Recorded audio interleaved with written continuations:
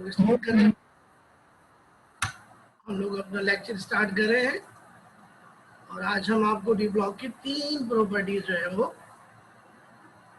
पढ़ा चुके हैं। High melting and boiling point, variable oxidation state and interstitial compound formation. अब हम आपको मुदीबा इंशाल्लाह मंडे को सारी टेंशन दूर करेंगे, आपके पास आएंगे, आप बेफिक्र है, इंशाल्लाह कोचिंग को लेंगे, आपकी सारी परेशानी दूर हो जाएगी। ठीक है, डोंट वरी, बहुत आसान पेपर आएगा, देखना। ओके, तो बच्चों स्क्रीन शेयर कर रहा हूं आपके सामने और नई प्रॉपर्टी आपको पढ़ाने जा रहे हैं और इसका नाम है कैटालिटिक प्रॉपर्टी। बच्चों ट्रांजिशन एलिमेंट और उनके कंपाउंड्स कैटलिस्ट के तौर पर इस्तेमाल किए जाते हैं।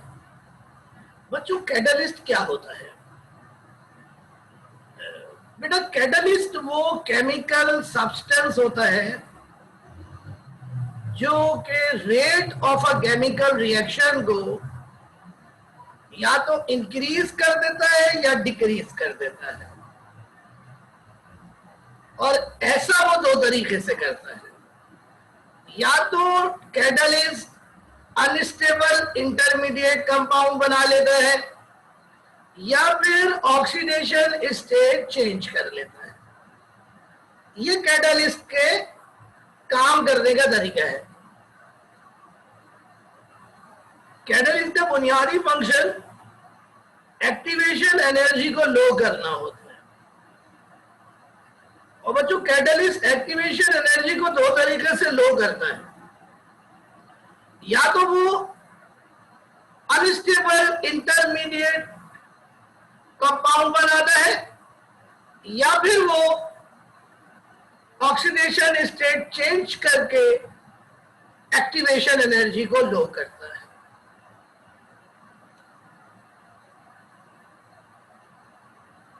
बच्चों लातादार ट्रांजिशन एलिमेंट्स और ट्रांजिशन मेटल के कंपाउंड, खुसूसी तौर पर ऑक्साइड्स, बहुत ही रिमार्केबल कैटालिटिक प्रॉपर्टीज का इजहार करते हैं और बहुत इफेक्टिव और वंडरफुल कैटालिस्ट के तौर पर अमल करते हैं।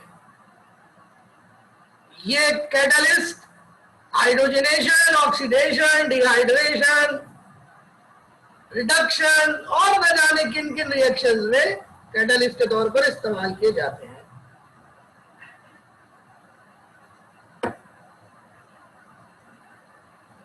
मिसाल के तौर पर बच्चों निकेल, हाइड्रोजनेशन ऑफ ऑयल में इस्तेमाल किया जाता है। बच्चों आयरन हेबर प्रोसेस में अमोनिया के सिंथेसिस के लिए इस्तेमाल किया जाता है और V2O5 सल्फ्यूरिक एसिड के सिंथेसिस में SO2 की SO3 में ऑक्सीडेशन में इस्तेमाल किया जाता है। बच्चों ये कुछ एक्स्ट्रा पॉइंट्स हैं जो आपके कोर्स में नहीं है, लेकिन अगर आप पढ़ना चाहें तो पढ़ ले। ये मुख्तलिफ कैटलिस्ट है जो मुख्तलिफ प्रोसेसेस में यूज होते हैं।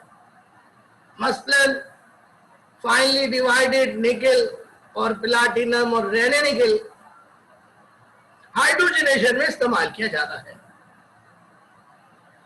फाइनली डिवाइडेड आयरन और मोलिब्डेनम हेबर प्रोसेस में इस्तेमाल किया जाता है। प्लाटिनम या platinum rhodium alloy post wild process में इस्तेमाल किया जाता है। प्लाटिनम या V2O5 कॉन्टैक्ट प्रोसेस में यूज करते हैं। ये सब आपने यूज करे हैं। ये एक थोड़ा सा नया आ रहा है, ये भी यूज किया हुआ है। इसका नाम है zinc chromide, zinc oxide, chromium oxide. ये पेट्रेट प्रोसेस में इस्तेमाल करते हैं मिथेनॉल के सिंथेसिस में। और बच्चों ये जरा सा बड़े मजे का, इसका नाम है जिगलर नाटा कैटलिस्ट। जिगलर नाटा कैटलिस्ट TiCl4.AlR3 ये ओलिफिन की पॉलीमराइजेशन में इस्तेमाल होता है, लेकिन हमारे कोर्स में नहीं है। और एक और ये भी बड़ा इंपॉर्टेंट है, फैक्टर्स रिएजेंट FeSO4 और H2O2 का ये मिक्सचर होता है और ये अल्कोहल की एल्डिहाइड में ऑक्सीडेशन के लिए इस्तेमाल किया जाता है, ये भी हमारे कोर्स में नहीं है। ये मुख्तलिफ कैटलिस्ट जो बच्चों इंडस्ट्री में यूज होते हैं, मैंने यहाँ पे समराइज कर दिए हैं, ये मुख्तलिफ एमसीक्यूज में आते हैं। अब बच्चों हमारी बुक में क्या है, हमारी बुक में है रीजन ऑफ कैटालिटिक प्रॉपर्टी। बच्चों ट्रांजिशन मेटल कैटालिस्ट के तौर पर क्यों एक्ट करती है, इसके 4 रीजंस हैं। पहला रीजन है बच्चों वेकेंट डी ऑर्बिटल। बच्चों ये तो आप समझ लें कि ट्रांजिशन मेटल की तमाम प्रॉपर्टीज में वेकेंट डी ऑर्बिटल तो एक फैक्टर होता ही है। बच्चों वेकेंट डी ऑर्बिटल में क्या होता है, ये वेकेंट डी ऑर्बिटल एक तरीके का सुटेबल सरफेस का काम करते हैं, जहां गैसियस रिएक्टेंट्स एडसॉर्ब होते, एक दूसरे के करीब आ जाते हैं ताकि उनके दरमियान रिएक्शन हो सके। दूसरी वजह transition metal variable oxidation state show करते हैं, जो कि कैटालिटिक प्रॉपर्टी के लिए जरूरी होता है। तीसरी बात ट्रांजिशन मेटल हाई एनर्जी के इंटरमीडिएट बनाते हैं, जो कि कैटालिटिक एक्टिविटी के लिए जरूरी होता है। और इसके अलावा प्रेजेंस ऑफ वॉइड स्पेसेस, इंटरस्टिसेस, यहां पर रिएक्टेंट्स आपस में मिलकर प्रोडक्ट बना सकते हैं, यानी वॉइड सरफेस वो एप्रोप्रिएट जगह फराहम करती है जहां पर रिएक्टेंट आपस में करीब आ सके। प्यारे बच्चों, किस तरीके से ये कैटालिटिक एक्टिविटी होती है, आइए आपको बोर्ड पर दिखाते हैं। आपको याद होगा कांटेक्ट मेथड, तो मैं दोबारा आपको दिखाता हूँ। तो देखिए, आपको याद होगा हमने SO2 की ऑक्सीडेशन करी थी, जो कि रिवर्सिबल होती है SO3 में। हमने V2O5 कैटलिस्ट के तौर पर इस्तेमाल किया था। V2O5 में वैनेडियम मौजूद है और वैनेडियम जो है वो ट्रांजिशन मेटल है। तो अब मैं आपको रीजन बताता हूं कि ये किस तरीके से कैटालिटिक एक्टिविटी शो करेगा।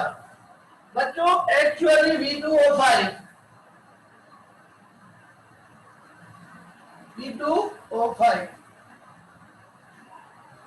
सबसे पहले रिएक्शन करेगा। एक मिनट बच्चों,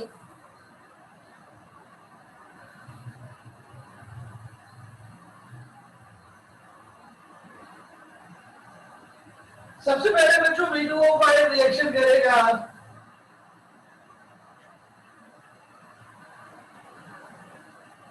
SO2 से। बच्चों ये रिएक्शन इरिवर्सिबल है।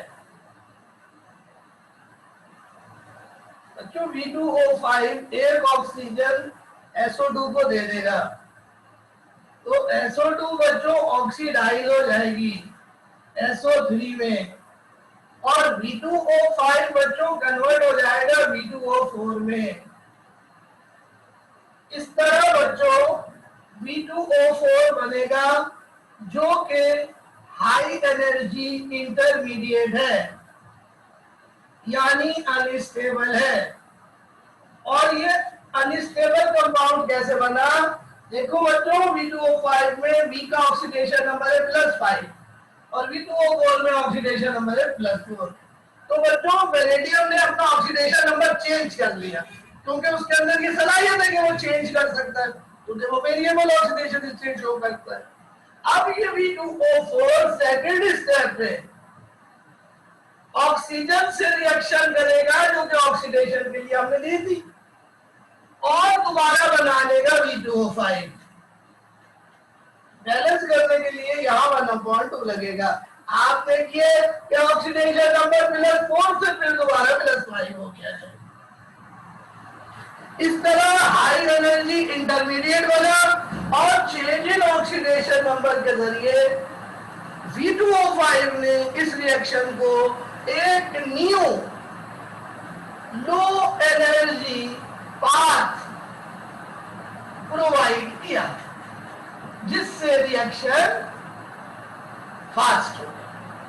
यार बच्चों दूसरी बात ये कि ऊपर वाला रिएक्शन रिवर्सिबल है और नीचे वाले रिएक्शन इरिवर्सिबल है। इसका मतलब ये हुआ कि जो नीचे वाले रिएक्शंस हैं वो ज्यादा एनर्जेटिकली फेवरेबल है। तो आपने देखा कि किस तरह कैटलिस्ट रिएक्शन में दो तरीके से अपना किरदार अदा करता है। पहला तरीका उसका ये होता है कैटलिस्ट का कि वो खुद रिएक्टेंट के साथ कंबाइन होकर हाई एनर्जी इंटरमीडिएट्स बना लेता है और हाई एनर्जी इंटरमीडिएट्स जो ये बनाता है वो चेंज इन ऑक्सीडेशन नंबर के जरिए बनाता है। तो दो तरीके होते हैं कैटालिटिक एक्टिविटी के फंक्शन के, formation of high energy intermediate and ability to change oxidation number। तो बच्चों जल्दी से इसको आप कॉपी कर लीजिए और अब हम आपको अगली प्रॉपर्टी पढ़ाते हैं।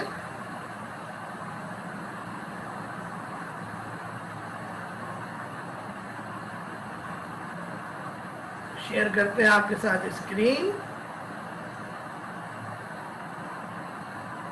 और अगली प्रॉपर्टी का नाम है मैग्नेटिक प्रॉपर्टी या पैरामैग्नेटिज्म। बच्चों जैसा कि आप सब जानते हैं ट्रांजिशन एलिमेंट्स और उनके कंपाउंड्स मैग्नेटिक फील्ड में अट्रैक्ट हो जाते हैं, यानी मैग्नेट उनको खींच लेता है। बच्चों वो सब्सटेंस जिसको मैग्नेट अपनी तरफ खींच ले या जो मैग्नेटिक फील्ड में वीकली अट्रैक्ट हो वो पैरामैग्नेटिक सब्सटेंस कहलाता है और मैग्नेट में इस तरह से खींचने को पैरामैग्नेटिज्म कहते हैं। बच्चों पैरामैग्नेटिज्म की वजह होती है अनपेयर्ड इलेक्ट्रॉन्स। तो बच्चों कोई भी स्पीशी जिसके पास अनपेयर्ड इलेक्ट्रॉन्स होंगे वो पैरामैग्नेटिक होगी।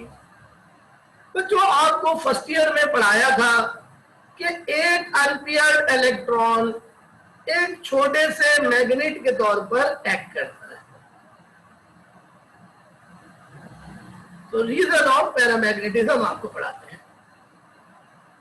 Paramagnetism is due to the presence of unpaired electrons because there is a magnetic moment associates with spinning electron।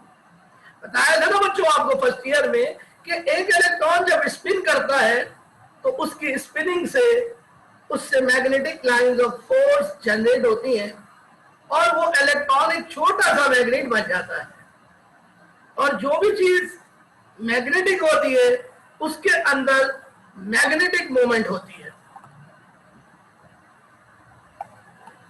प्यारे बच्चों transition elements and their compounds have unpaired electrons in the d orbital, so they are attracted by magnetic field and so they are paramagnetic।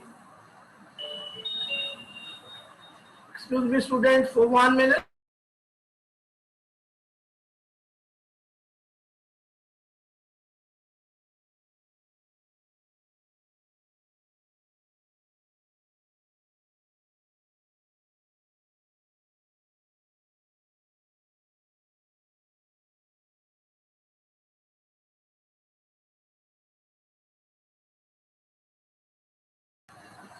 Sorry students आपके coaching से call आ रही थी, दोबारा से आपसे सवाल करता हूं।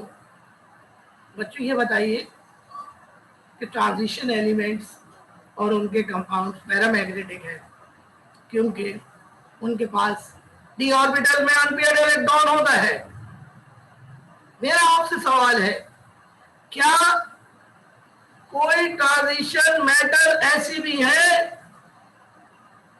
जिनको जो मैग्नेटिक फील्ड में अट्रैक्ट नहीं होती बल्कि रिपल होती है? क्या कोई ऐसी ट्रांजिशन मेटल्स है? ओहो, कहा पहले जवाब दे दिया था। अरे भाई वाह, कोई है क्या बच्चों जिसको मैग्नेट नहीं खींचता बल्कि रिपल करता?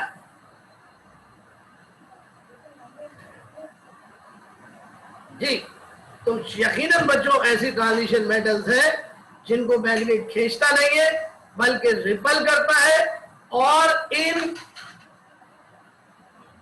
मेटल्स को कहते हैं डायामैग्नेटिक। क्या कहते हैं? डायामैग्नेटिक। तो बच्चों ये रीजन इम्तिहान में आता है, रीजन ऑफ डायामैग्नेटिज्म।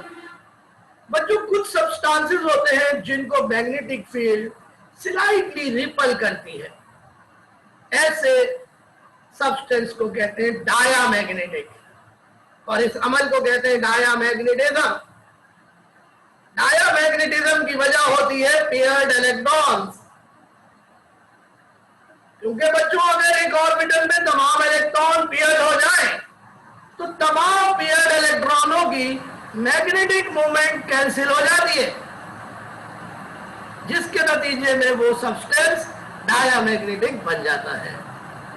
बच्चों कोई भी डी ब्लॉक एलिमेंट या आयन जिसकी इलेक्ट्रॉनिक कॉन्फ़िगरेशन D0 हो या D10 हो, वो डायामैग्नेटिक होता है।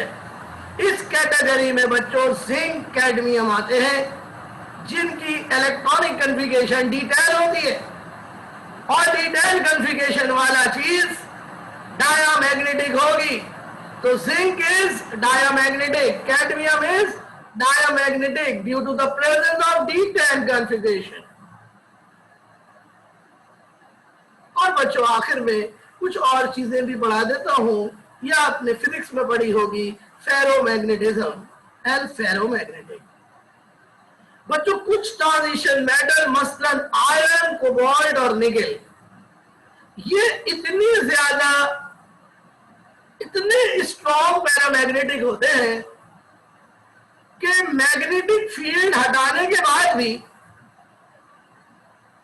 ये मैग्नेटिक इफेक्ट शो करते हैं, यानी ये मैग्नेटिक फील्ड में बहुत स्ट्रांगली अट्रैक्ट होते हैं। ऐसी चीज जिनको मैग्नेटाइज किया जा सके और जो मैग्नेटिक फील्ड में बहुत स्ट्रांगली अट्रैक्ट हो, फेरोमैग्नेटिक कहलाते हैं।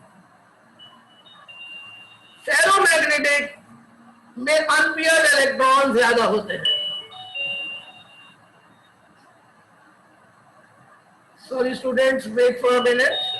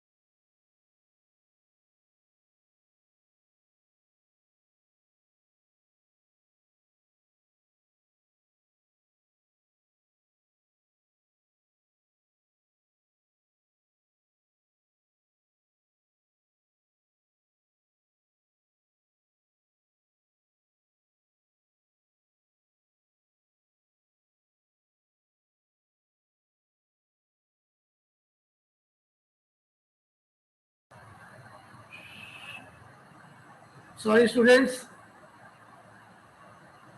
तो बच्चों मैं आपको बता रहा था कि कुछ सब्सटेंसेस होते हैं जो मैग्नेटिक फील्ड में बहुत स्ट्रांगली अट्रैक्ट होते हैं, उनको कहते हैं फेरोमैग्नेटिक। और फेरोमैग्नेटिक में बच्चों आयरन, कोबाल्ट और निकेल जो है वो शामिल है। बच्चों ये वो एलिमेंट्स होते हैं जिनमें अनपेयर्ड इलेक्ट्रॉन बहुत ज्यादा होते हैं। बच्चों जितने ज्यादा अनपेयर्ड इलेक्ट्रॉन होते हैं उतना ही वो चीज स्ट्रांगली मैग्नेटिक होती है। बच्चों कुछ एक्स्ट्रा चीजें हैं जो आपको बताना चाह रहा हूं, और वो है मैग्नेटिक मोमेंट। बच्चों किसी भी सब्सटेंस की पैरामैग्नेटिक नेचर को हम मैग्नेटिक मोमेंट से मेजर करते हैं। बच्चों मैग्नेटिक मोमेंट का ताल्लुक नंबर ऑफ अनपेयर्ड इलेक्ट्रॉन से होता है, और ये बच्चों स्पिन ओनली फार्मूले से कैलकुलेट की जाती है। ये बच्चों आपको फार्मूला नजर आ रहा होगा, mu s is equal to under root n plus 2 bm। बच्चों bm जो है ये यूनिट होता है मैग्नेटिक मोमेंट का, और इसको कहते हैं बोहर मैग्नेटॉन। n का मतलब है नंबर ऑफ अनपेयर्ड इलेक्ट्रॉन्स। बच्चों ये मैग्नेटिक मोमेंट एक खास बैलेंस से मालूम की जाती है जिसे कहते हैं गुआए बैलेंस। गुआए बैलेंस नाम याद कर लो भैया, एप्टीट्यूड में आ जाएगा, फिर रो रहे होंगे यार। बच्चों मैग्नेटिक मोमेंट अगर हमें मालूम हो जाए तो ना सिर्फ ये कि ट्रांजिशन मेटल की नेचर हमें पता चल जाती है, बल्कि हम ऑक्सीडेशन स्टेट में ट्रांजिशन मेटल की कैलकुलेट कर सकते हैं। बच्चों ये मैग्नेटिक मोमेंट का एक चार्ट मैंने बनाया है। इस चार्ट में मैंने मुख्तलिफ आयंस यहाँ पे रखे हैं। ये स्कैंडियम से लेकर जिंक तक के आयंस है। आप चेक कीजिए नंबर ऑफ अनपेयर्ड इलेक्ट्रॉन्स, ये 0 से बढ़ रहे हैं +5 तक। +5 के बाद ये डिक्रीज हो रहे हैं। ये बच्चों मिड ऑफ द सीरीज है। ये फेरिक आयन है और मैग्नस आयन है। सबसे ज्यादा अनपेयर्ड इलेक्ट्रॉन फेरिक और मैग्नस के पास है। तो ये बच्चों स्ट्रांगली पैरामैग्नेटिक है क्योंकि इनकी मैग्नेटिक मूवमेंट सबसे ज्यादा है। देखो 5 अनपेयर्ड इलेक्ट्रॉन पर मैग्नेटिक मूवमेंट है 5.92। देख रहे हो, तो इससे ज्यादा नहीं होती मैग्नेटिक मूवमेंट ना बेटा, 5.92 से ज्यादा नहीं होती। तो ये बच्चों एक्स्ट्रा चीजें होती हैं, और ये एक्स्ट्रा चीजें ही असल में कोर्स में होनी चाहिए जो नहीं होती। तो ये तो बच्चों डायामैग्नेटिज्म जो यहाँ पे खत्म हुआ, और बच्चों आखिरी प्रॉपर्टी आ रही है जिसका नाम है कलर फॉर्मेशन। बच्चों पूरी कोशिश करूंगा कि ये मुश्किल तरीन टॉपिक आपको आसानी से समझ में आ जाए, लेकिन पहले आप सब लोग जो है वो रेडी हो जाएं इसके लिए। अगर ये आज खत्म नहीं हुआ तो बच्चों कल खत्म करा देंगे। कलर फॉर्मेशन बच्चों आप सब लोगों को मालूम है, कुछ कंपाउंड्स कलर्ड होते हैं, कुछ कलरलेस होते हैं। क्यों होते हैं आज इसका रीजन आपको पता चलेगा। तो इसके लिए बच्चों बोर्ड पे हम स्क्रीन आपके साथ शेयर करें। तो बच्चों बहुत बड़ा टॉपिक है ये, देखिए ये बहुत बड़ा टॉपिक है। देखिए कितने सारे पेजेस इसके ऊपर आपको नजर आ रहे होंगे, 6 पेजेस है ये। तो अब आपको खुद पता है कि आपकी बुक में तो कुछ भी नहीं होगा, यस, लेकिन हम कोशिश करेंगे कि मैक्सिमम चीजें आपको समझा दें। तो आइए पॉइंट वाइज आपको समझाते हैं। Chemistry of colour formation in compounds. Color in compounds or ion is produced due to absorption and emission of radiation in the visible region of spectrum. And visible region is from 4000 to 7000 angstrom unit. ये 9 first year में पढ़ाई थी बच्चों ये range आपको। वो जो colour का ताल्लुक होता है इलेक्ट्रॉनिक ट्रांजिशन से, यानी कोई भी इलेक्ट्रॉन एनर्जी एब्सॉर्ब करे, हायर ऑर्बिट में छलांग लगा दे, और जब वो हायर ऑर्बिट से लोअर ऑर्बिट में दोबारा जंप बैक करेगा तो वो रेडिएशन को इमिट करेगा। अगर ये रेडिएशन विजिबल रीजन में आ रही है तो फिर वो चीज, वो आयन, वो कंपाउंड कलर्ड होगा। इस पूरे प्रोसेस को इलेक्ट्रॉनिक ट्रांजिशन कहते हैं। सो कलर का ताल्लुक इलेक्ट्रॉनिक ट्रांजिशन से होता है। आइए दोबारा से नेक्स्ट पॉइंट पढ़ते हैं।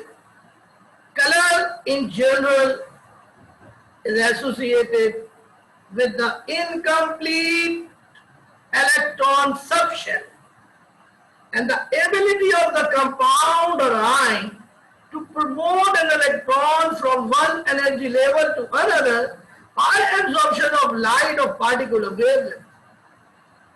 तो बच्चों कलर का ताल्लुक दो चीजों से है। एक तो ये कि जो भी चीज है, कंपाउंड है, उसके पास एम्प्टी इलेक्ट्रॉन सबशेल हो, एम्प्टी ऑर्बिटल हो, और उस कंपाउंड में इलेक्ट्रॉन को एक एनर्जी लेवल से दूसरे एनर्जी लेवल में शिफ्ट करने की सलाहियत हो।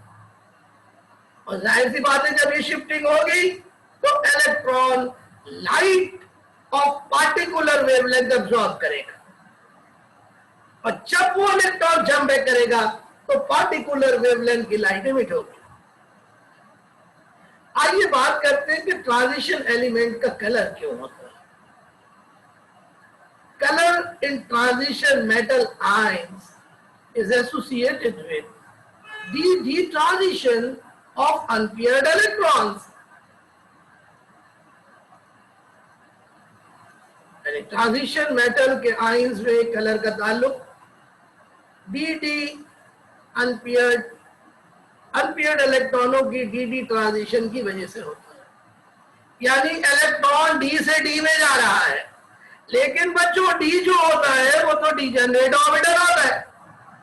डीजेनरेट ऑर्बिटल में तो ट्रांजिशन का कोई फायदा नहीं होगा। लेकिन बच्चों ये बात दुरुस्त नहीं है। डी ऑर्बिटल वैसे तो डीजेनरेट होते हैं और उनकी एनर्जी सेम होती है, लेकिन जब ट्रांजिशन मेटल कंपाउंड बनाती है, आयन बनाती है, तो डी ऑर्बिटल्स डीजेनरेट नहीं रहते, बल्कि वो नॉन डीजेनरेट हो जाते हैं। और दो तरह के डी ऑर्बिटल्स बन जाते हैं, P2G और EG। जरा इनको गौर से देख ले, इनके नाम बार बार नहीं आएंगे, नाम इनके भाई बार बार नहीं आएंगे, इनको अच्छी तरह याद कर लीजिए। P2G EG, P2G EG।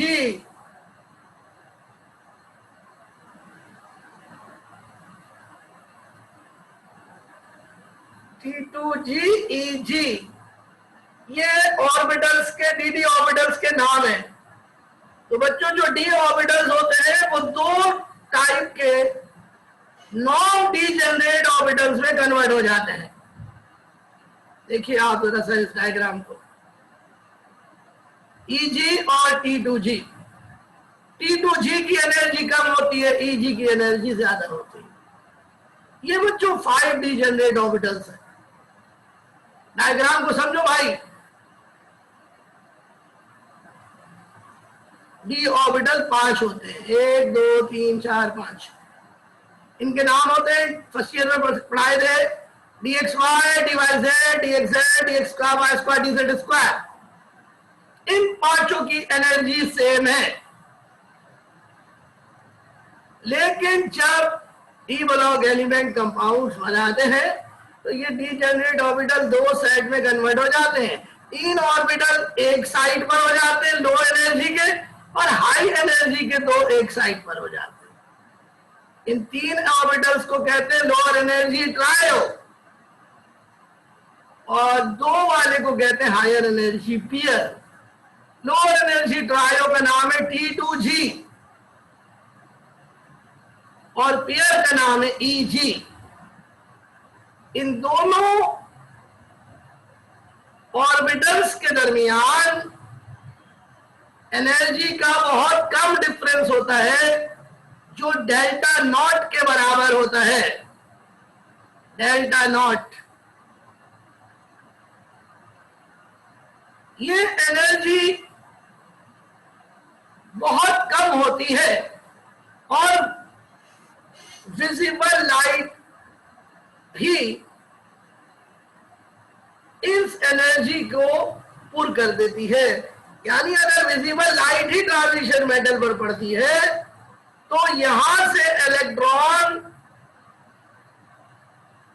इस ऑर्बिटल में छलांग लगा देता है और जब वो वापस जंप बैक करता है तो जितनी एनर्जी उसने एब्जॉर्ब की होती है उतनी एनर्जी रिलीज होती है in the form of photon. और ये फोटॉन जो होता है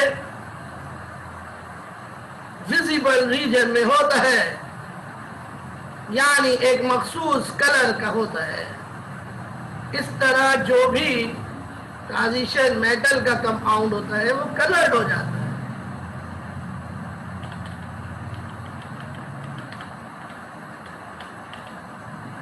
आइए मैं आपको दोबारा वहीं लेके चलता हूं जहां से मैं आया था और फिर दोबारा से ये पॉइंट आपको समझाता हूं।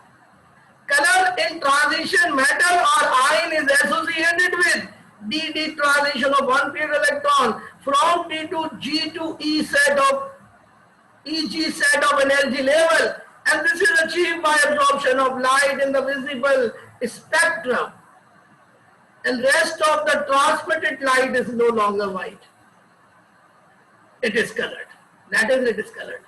यानी जो ट्रांसमिटेड लाइट होगी, जो लाइट निकलेगी वो व्हाइट नहीं रहेगी, कलर्ड हो जाएगी।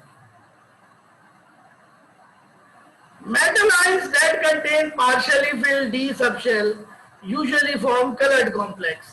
इस तरह बच्चों मेटल आयंस जो कॉम्प्लेक्स आयन बनाते हैं वो भी कलर्ड होते हैं अगर उनमें पार्शियली फिल्ड d ऑर्बिटल हो। लेकिन अगेन ट्रांजिशन एलिमेंट्स के कुछ कंपाउंड्स ऐसे हैं जो कलर्ड नहीं है। क्यों कलर्ड नहीं है? सुनिए, metal ions with empty d shell, empty d subshell or D0 electronic configuration or D10 electronic configuration would be colorless, and D0 configuration होती है स्कैंडियम आयन और टाइटेनियम आयन की, और D10 configuration होती है जिंक और कैडमियम आयन की। इसलिए बच्चों जिंक के कंपाउंड हमेशा वाइट होते हैं, कैडमियम के कंपाउंड हमेशा वाइट होते हैं, because no dd transition is possible, because no dd transition is possible in zinc ion, in cadmium ion, in scandium ion, in titanium ion, because the orbitals are either empty or fully filled, and for dd transition to occur here must be empty d orbital with unpaired electrons. So zinc, cadmium and mercury are colorless. So tell me, what is the color of zinc chloride? What is the color of zinc chloride?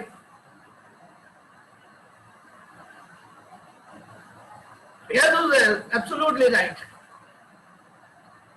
Yes, Taha, right. What is the color of zinc chloride? What is the color of zinc sulfate? What is the color of zinc nitrate? They all are white.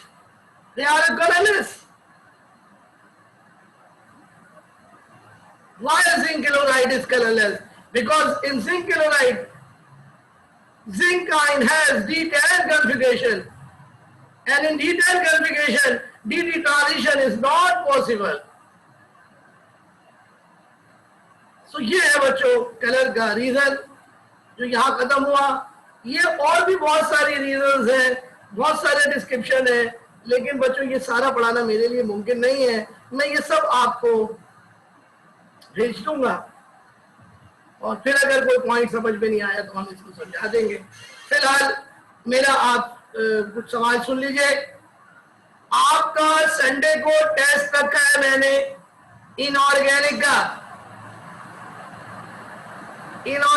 का grand test MCQs का Google पर मैं आपको link भेजूंगा रात को 8:30 बजे। MCQs आएंगे 50।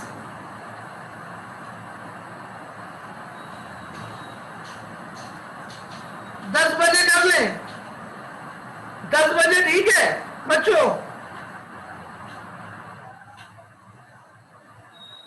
10 बजे ओके, 10 बजे ठीक है जी, 10 बजे कर लेते हैं। 10 बजे आपको लिंक भेजूंगा।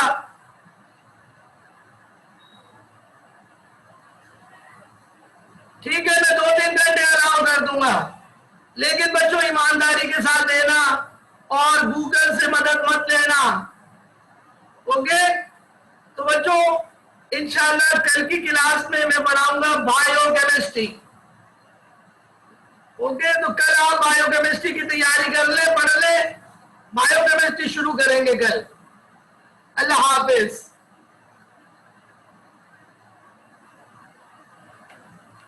मुतीबा वो भी पढ़ेंगे बेटा, वो भी पढ़ेंगे। जरा सा एक साथ तो सब कुछ नहीं हो सकता ना, आहिस्ता आहिस्ता होगा।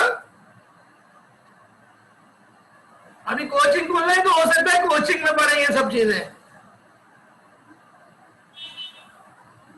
वो भी पढ़ा देंगे बेटा। तू मुतीबा बेफिक्र रहो, कुछ नहीं छोड़ेंगे, तुम बेफिक्र रहो, सब कुछ पढ़ा देंगे। उधर इम्कान तो यही है, बाकी कुछ कह नहीं सकते भाई।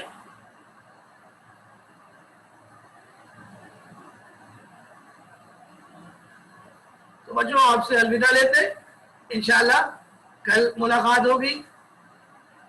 अल्लाह हाफिज।